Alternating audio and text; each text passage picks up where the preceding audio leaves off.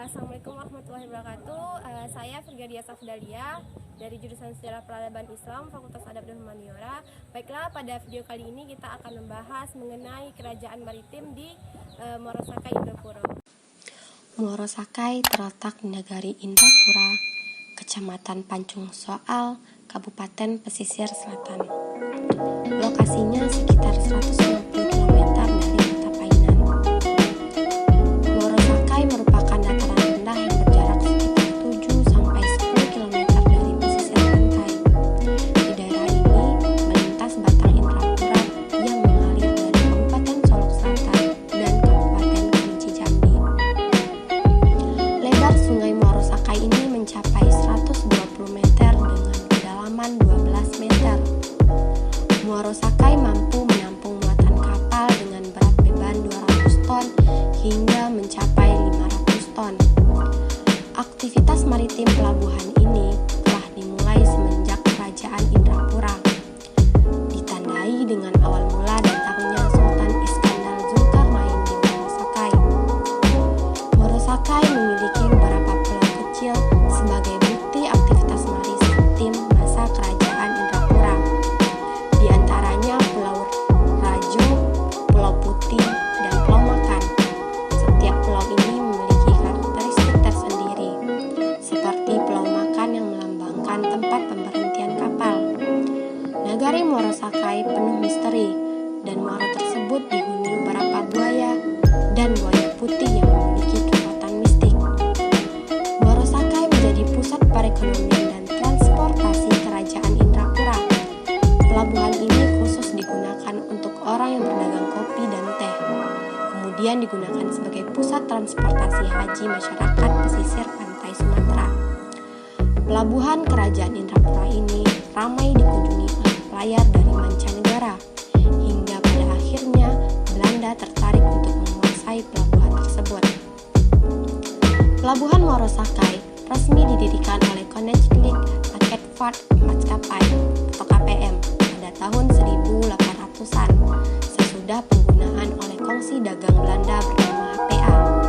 Hal ini terbukti dari keberadaan 4 gudang yang menandakan kejayaan Belanda masa itu. Gudang pertama didirikan tahun 1803. Gudang ini digunakan sebagai tempat penyimpanan garam. Namun saat ini gudang tersebut telah ditempati masyarakat dan dialihfungsikan sebagai rumah dan tempat dinas Bamus. Gudang kedua dan ketiga dan keempat didirikan pada tahun 1808, digunakan sebagai tempat penumpukan bahan baku perdagangan. Namun saat ini telah dialihfungsikan sebagai tempat permainan anak negari. Gudang kedua didiami masyarakat dan yang ketiga digunakan sebagai area lapangan futsal. Kemunduran kerajaan ini berkat situasi politik Belanda yang tidak stabil dan jatuhnya penjajahan Indonesia ke tangan Jepang. Namun pasca kemerdekaan, pelabuhan ini kembali difungsikan sebagai alat transportasi. Pelabuhan ini kembali eksis pada tahun 1958 hingga 1970. Menurut pemangku adat setempat, Baksarudin mengatakan kondisi infrastruktur yang tidak memadai menyebabkan pelabuhan Muaro Sakai kembali difungsikan sebagai sarana transportasi. Pelabuhan ini memberikan dampak baik bagi perekonomian masyarakat. Namun setelah infrastruktur tersebut membaik, pelabuhan ini perlahan mulai ditinggalkan. Kondisi Muaro Sakai saat ini tidak lagi layak dijadikan pelabuhan, lantaran sungai yang telah dangkal dan sempit, sehingga tidak bisa lagi dilalui kapal. Hal ini disebabkan oleh dibangunnya sudetan laut yang bagian dari aktivitas pengeringan rawa, karena dahulunya daerah ini sering terjadi banjir. Kemudian, aktivitas dari PT Inkasi Raya juga memberikan dampak negatif terhadap Muaro Sakai.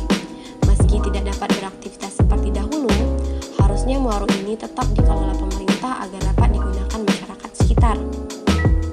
Kepala kampung yang mewakili pemerintahan desa, Zul Anwar, mengatakan pola pikir masyarakat menyebabkan pemerintah tidak bisa ikut campur terlalu dalam terkait pelabuhan Muaro Sakai ini. Keegoisan masyarakat telah memberikan dampak buruk terhadap keberadaan sejarah di Muaro Sakai. Pada tahun 2000 silam, pemerintah pernah mencari